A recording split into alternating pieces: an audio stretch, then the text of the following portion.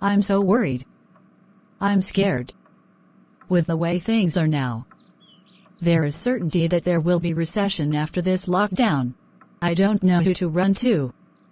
I think Mrs. Adebayo can be of help. She's the only one I can think of. I need to get to her right away. Good morning, Mrs. Banjo. How you doing? I hope you are enjoying your lockdown break. Good morning, Mrs. Adebayo. I'm good. Yes, I am. I was on my way to your place. Really? I hope there's no problem. Nothing much. I'm just worried about my school. Worried? About your school? What happened to your school? Actually nothing, just worried about the effect this pandemic will have on my school. Oh, I get you now. You are worried about how things will be after this pandemic. With the looming recession. Do you know what? Let's go over to my place. Okay, Mrs. Adebayo? Welcome, please have your sit. Thanks, Mrs. Adebayo. So what can I offer you? Thanks, I'm okay. I can see you are really worried. Okay, let's talk about it. So what are you worried about? Mrs. Banjo, I'm worried about what might happen to my school after this COVID-19 lockdown. I know well that some schools may stop existing, some may experience alarming withdrawals as a result of the economic impact of the recession. I understand you. But you don't have to be worried about all this. Well, my advice is that the school owners should engage in what I call exploratory thinking. What does exploratory thinking means? Exploratory thinking is the ability to predict what is going to happen in future. That is, the ability to predict what will happen after the lockdown. Oh, okay, I understand now.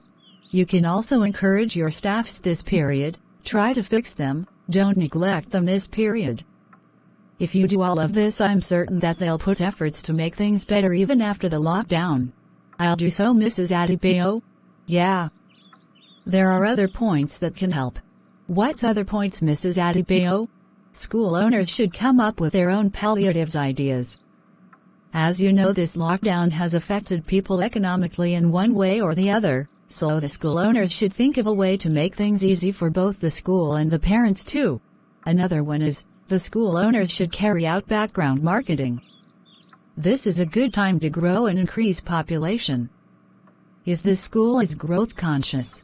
But how can background marketing be carried out? Okay, I'll tell you an example of how background marketing can be carried out.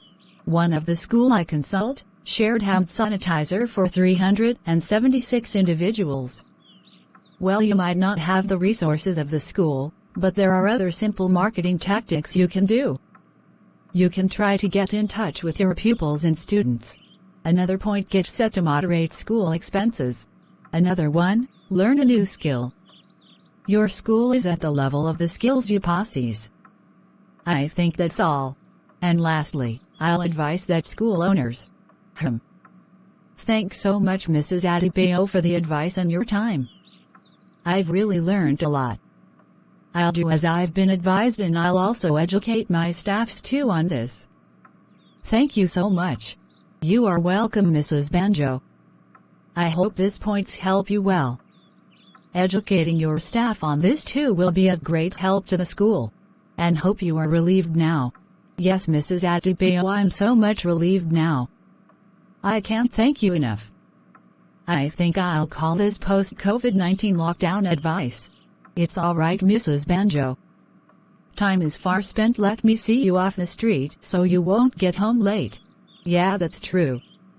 I was so engrossed in the chat. Thanks so much. Thanks, Mrs. Adebayo. I really appreciate. I'll always get to you when I need any advice. Yeah. Bye. See you some other time. Yeah, bye. Mrs. Banjo.